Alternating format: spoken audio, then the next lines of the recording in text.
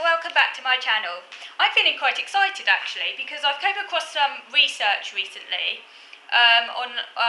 online which completely backs up my own reasoning about how autism arises. I'd already sort of put two and two together myself, had already sort of reasoned it out. And now I've come across some research which completely backs up what I was thinking.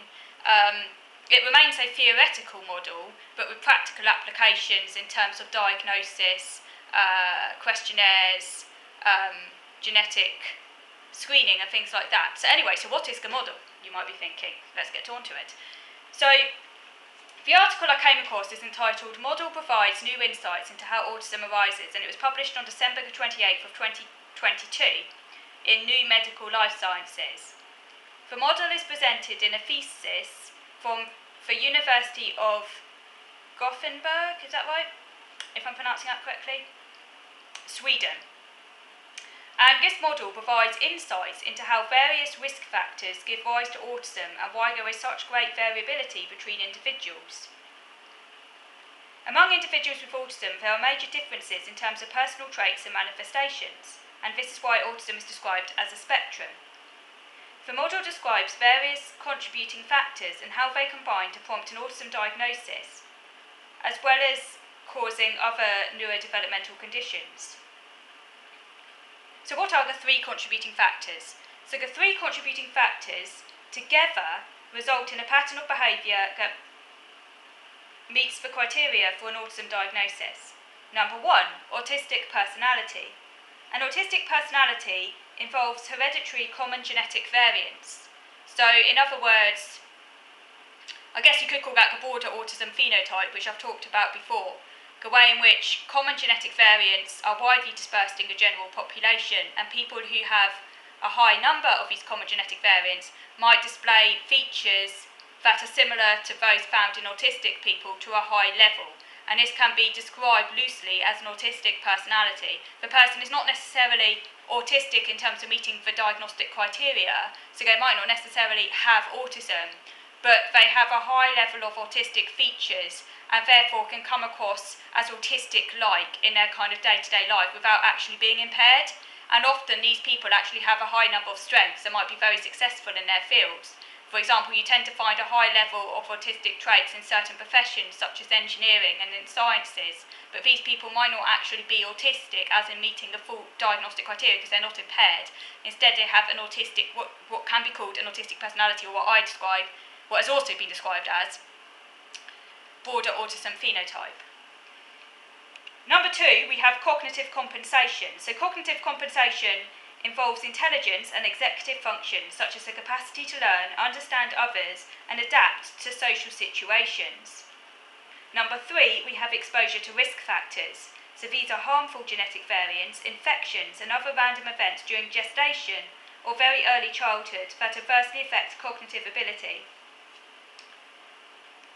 To quote now from Darko Sarvik, who's physician of the University of Gothenburg in Sweden, the autistic personality is associated with both strengths and difficulties in cognition, but does not, as such, mean that the diagnostic criteria for autism are fulfilled. Still, exposure to risk factors that inhibit people's cognitive ability may affect their capacity to tackle difficulties which contribute to individuals being diagnosed with autism. So it is the many different risk factors combined that bring about the major differences among autistic individuals. And one of the major factors is adaptive ability.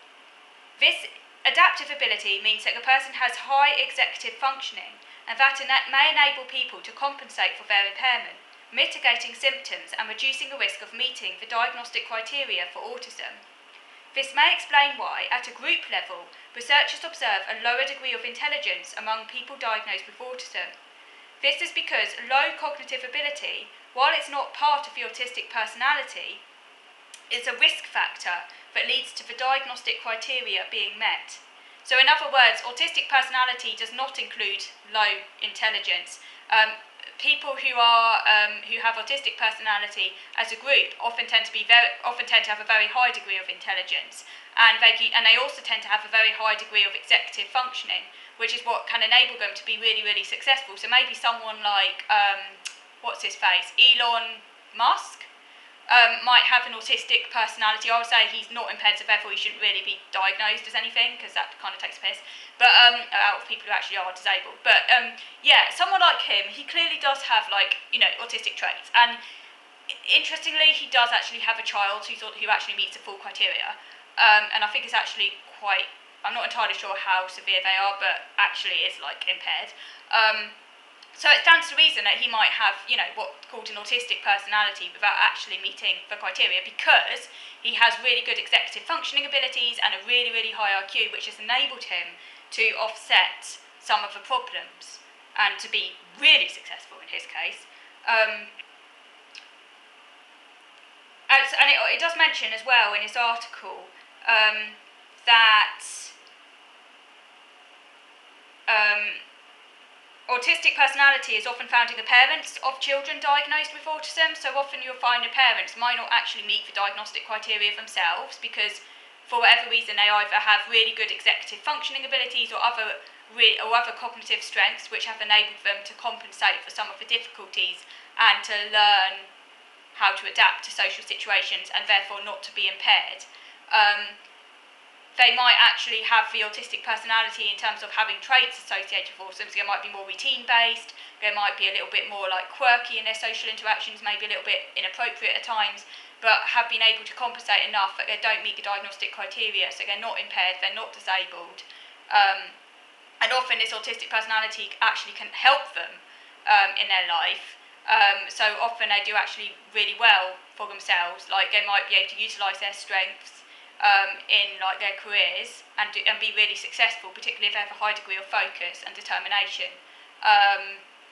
But they might then have a child who, and maybe no one thinks of them as autistic, they might just think of them as a bit quirky or whatever. And then maybe they have a child who actually does meet the full criteria for autism, as in actually being really impaired. And then that child might have been exposed to various risk factors. Maybe they were born premature, or I don't know, or anything could have happened, various risk factors. Some of those risk factors might not even be known, or they might be exposed to a harmful genetic variant or mutation or whatever, which kind of pushes them over the edge. So then a child can't compensate for their autistic personality and ends up with a clinical diagnosis. And then people might look at the parents and start thinking, oh, they also seem maybe they're autistic. Actually, the parents might not actually be impaired, and they might actually not be. And there could be a debate as to whether or not they should be diagnosed, because a lot of the parents will meet the broader diagnostic criteria, the broader autism phenotype, or just have the autistic personality and maybe not necessarily need a diagnosis. Some of them might, but not all of them. So that can explain that this personality can often be seen in the relatives of autistic people who might not actually be autistic, but might still have this broader autistic, in big quote marks, personality without actually being autistic, if that makes sense.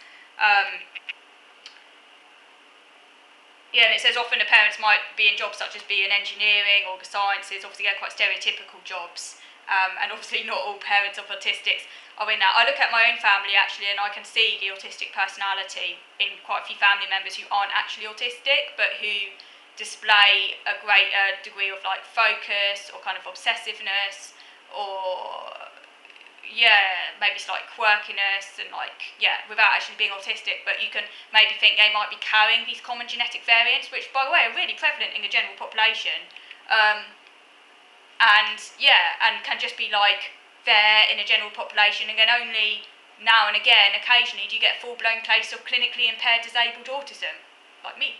Okay, so moving over to video number 2 now.